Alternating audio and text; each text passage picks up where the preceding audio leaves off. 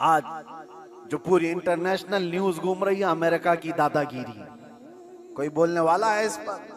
वो किसी भी मुल्क के राष्ट्रपति को उठा करके ले जाए, किसी को कुछ नहीं। हालांकि नई बात नहीं है, नई बात नहीं।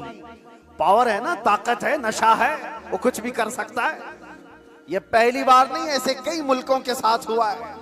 दूसरे मुल्कों में जाकर के बम गिरा देना, दूसरे मुल्कों के चुनी हुई सरकारों को गिरा देना, ये पहली बार है। जो आज सोशल मीडिया पर गर्दिश कर रही है बातें वेनेजुएला के साथ। इंसान को जब ताकत ज्यादा आ जाए तो वो जुल्म के रास्ते पर आ जाता है।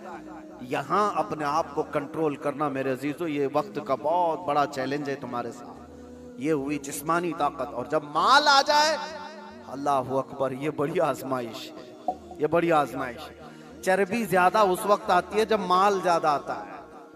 जिस्मानी ताकत तो चले, आदमी अपने आप को कंट्रोल कर लेगा, रोक लेगा, लेकिन माल की चर्बी ये बड़ी खतरनाक है। ये तो गरीबों का मजाक उड़ाती है सबसे पहले, दीन को हल्का समझती है सबसे पहले। ये मौलाना लोग, ये हमारी कैटेगरी के नहीं है। या उलमा, ये तो कमतर लोग हैं, यतीम लोग हैं, लावारिस लोग हैं। मालदार सबसे पहले दीन का मजाक उड़ाने लग जाता है। इसीलिए माल आए तो हमेशा दुआ ये करना कि अल्लाह माल के साथ उस्मान गनी की सखावत अता कर दे। माल आए तो अब्दुर्रहमान बिन औफ की अखलाक व किरदार के साथ आए, वरना कारून के पास भी था, शद्दाद के पास भी था, हामान के पास भी था, माल बहुत था उनके पास, लेकिन उनके माल ने उनको तबाह बर्बाद कर दिया। आज भी जिसके पास माल आया, पैसा आया, वो ये सोचता है रातों रात सब कुछ मैं अपना बना लूं, अपना खरीद लूं। अच्छा, एक बात और भी मैं बता दूं, जिन तीन चीजों की बात मैंने कहा जो इंसान को जुल्म के रास्ते पर लाती है, पहले उसकी जिस्मानी ताकत, दूसरे दौलत, तीसरे पावर, ओहदा, ये तीनों ऐसी चीजें हैं जो परमानेंट रहने वाली है ही नहीं। परमानेंट रहने वाली तीनों में से कोई चीज नहीं है। हाँ, इतना है कि जिस्मानी ताकत को जाने में टाइम लग सकता है, थोड़े टाइम बाद जाएगी, लेकिन वो भी पक्का नहीं। किसी हादसे में गिर गया, वो सारी जिस्मानी ताकत भस्म हो जाएगी।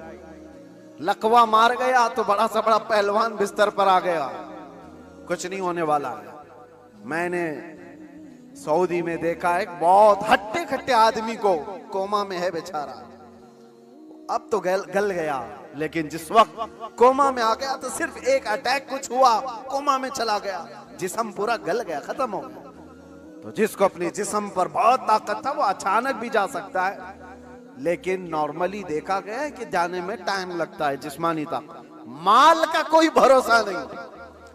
लोग ये कहते इतना हमारे पास है कि साथ पुश्ते खाएंगी। हमने उस घर को भी देखा, उसका खुद बेटा 10-10 रुपए की भीख मांगता है। जिसने ये कहा था कि इतना मेरे पास है कि 7 पुश्ते खा सकती हैं, उसका सगा बेटा आज 10 रुपए मांगता है। ये माल को जाने में ज्यादा वक्त नहीं। तीसरा पावर, पावर और मनसब। जो लोग आज बैठे हुए हैं उनको लगता है कि सब कुछ हम अपनी कुर्सी से कर लेंगे।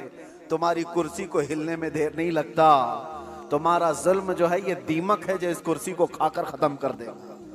जुल्म कुर्सी पर बैठा हुआ आदमी जब करता है, माल वाला और कुर्सी वाला दोनों, ये वक्त के साथ ऐसे तेज बहते हैं कि उनको अंदाजा नहीं होता।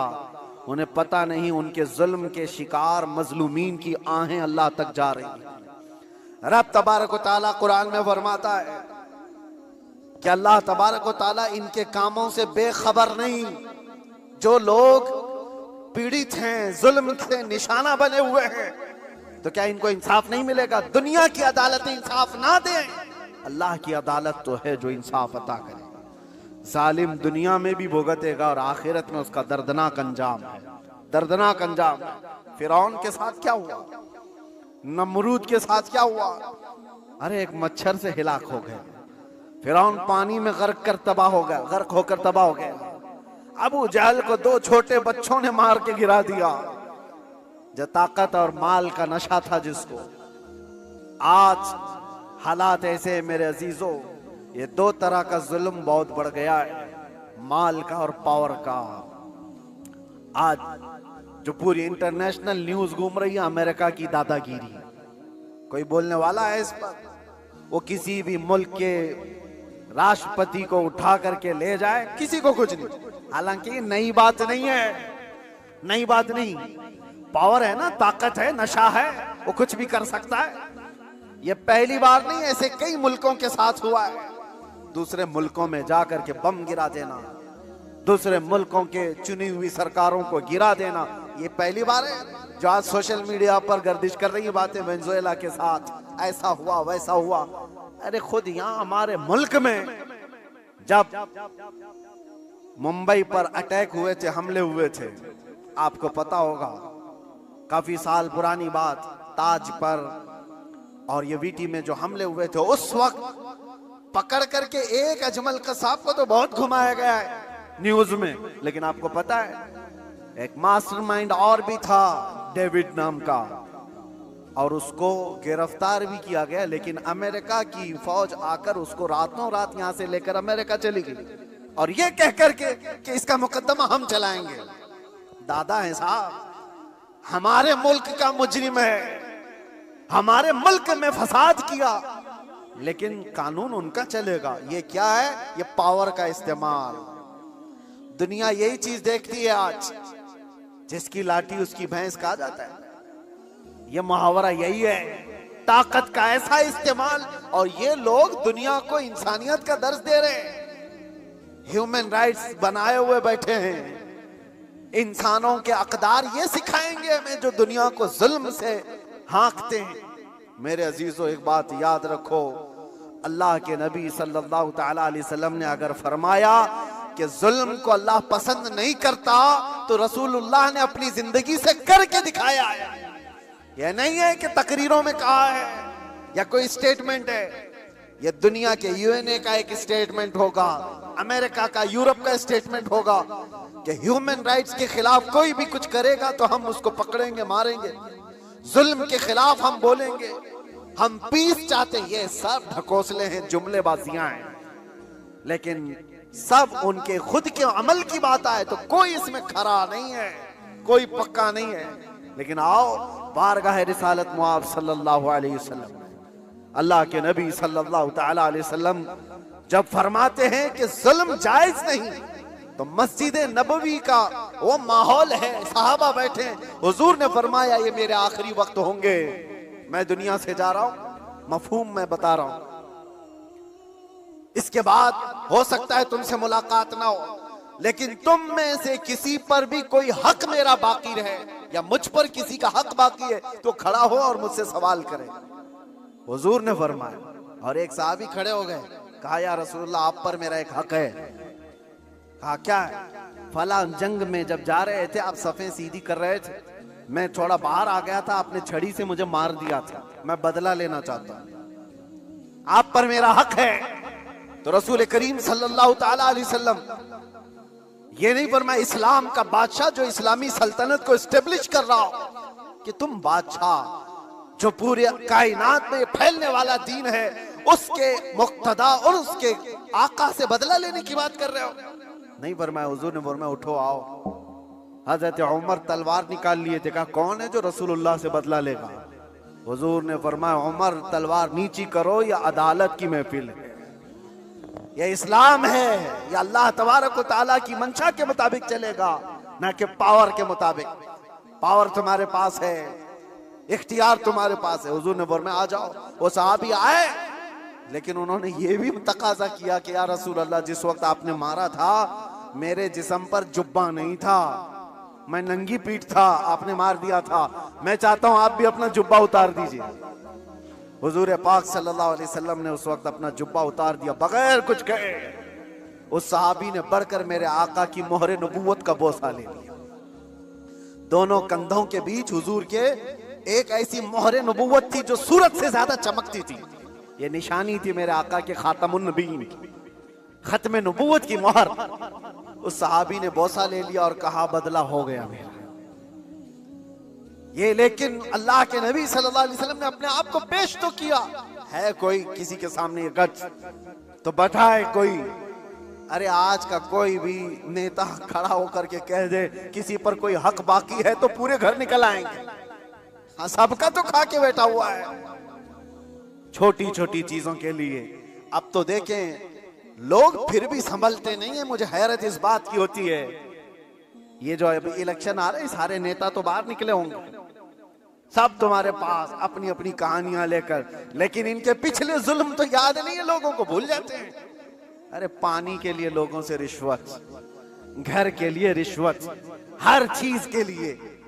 ये मखलूक के साथ जो जुल्म करके कुर्सी संभालते हैं, इनका जब वक्त आए तो मेरे अजीजों तुम्हें भी तो अपने पावर का इस्तेमाल करना चाहिए। एक बात याद रखो, इमाम हुसैन का ये जुमला है, आपने फरमाया था कि मेरे नजदीक जालिम वो नहीं जो किसी को मारता है, जालिम वो भी है जो उसके जुल्म को देखकर खामोश रहता है, आवाज नहीं उठाता।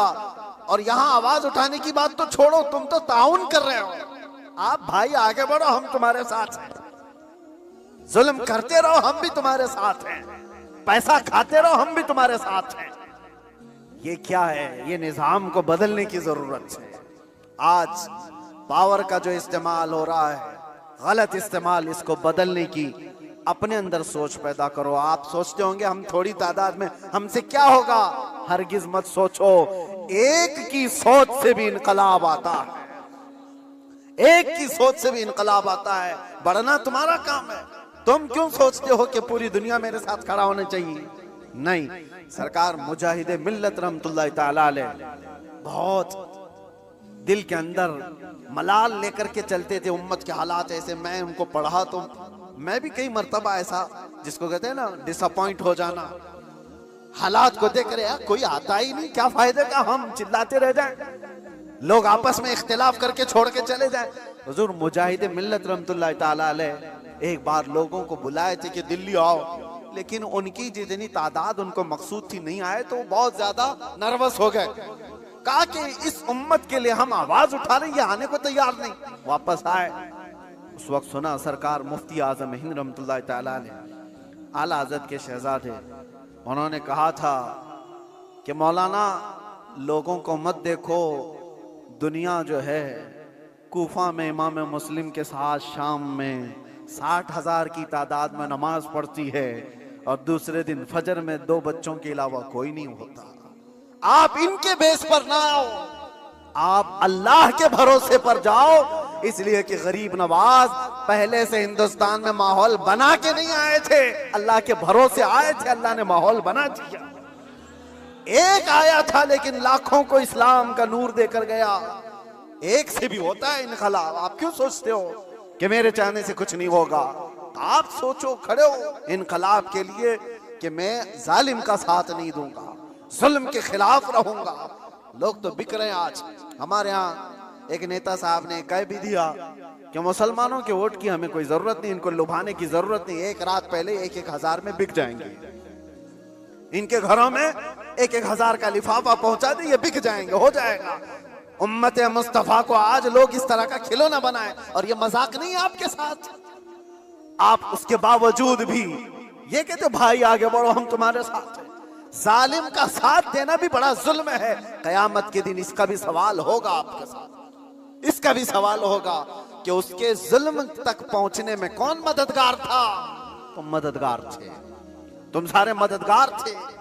इसकी पकड़ होगी। इसीलिए मेरे अजीजों, हो तो इंसाफ के साथ, नहीं तो मेरे आका ने जो फरमाया, एक जमाना ऐसा आएगा कि लोग वही ईमान बचा पाएंगे जो अपने घर में टाट के कपड़े की तरह पड़े रहेंगे, वही लोग अपना ईमान बचा पाएंगे। आज वो हालात हमें दिख रहे हैं, कहां जाएं? खुदा बंदा ये तेरे सादा दिल बंदे किधर जाएं कि दुर्वेशी भी अय्यारी है, सुल्तानी भी मक्कारी है। आज वो हालात आ गए। अजीजा ने गिरामे वक़ार, खुलासा कलाम मेरा ये है, अल्लाह ताला ने जुल्म को सख्त नापसंद फरमाया, जुल्म को सख्त नापसंद फरमाया। आज जो पूरी दुनिया पावर का और माल का जुल्म कर रही है, ये हमारे लिए नया नहीं है, लेकिन हम जूझ रहे हैं। इंतजार करो, हर जुल्म के बाद अल्लाह तबारक व तआला एक नई सुबह तुलू फरमाता है। जालिमों का वक्त जाएगा, उसको जाना है। कुरान कहता है वकुल जाअल हक़ व ज़हक़ल बातिल, आप फरमाते हैं महबूब हक आया और बातिल मिट गया। इन्नल बातिल काना ज़हूका, और बातिल को तो मिटना ही है, मिटना ही है, जालिम को तो जाना ही है। वक्त आएगा हर एक का। इसीलिए मैंने वो जुमला कहा था जिसकी वजह से मुझे बड़ी सख्त सजा हो गई, कुछ देर की खामोशी। इसीलिए कहा था कुछ देर की खामोशी। ये जुल्म जितना भी होगा, अंधेरा हमेशा नहीं रहता, सुबह रोशन होगी। चांद को गहन हमेशा नहीं लगता, छट जाता है फिर वो चमकता है। ये उम्मत मोहम्मदिया है, आज खिजा रसीदा है, हालात खराब हुए हैं, लेकिन ये हमेशा के नहीं है। ये हालात छटेंगे और उम्मत मोहम्मदिया का वकार वापस आएगा। और हमारा काम क्या है? उम्मत को जगाना, बेदार करना, तुम्हारी तो हैसियत और तुम्हारी अपनी वैल्यू बताना कि तुम वो नहीं हो जिस तरह की जिंदगी गुजार रहे हो। 100 साल पहले इकबाल ने बहुत प्यारा शेर कहा था, बहुत प्यारा, हमें झिंझोड़ते हुए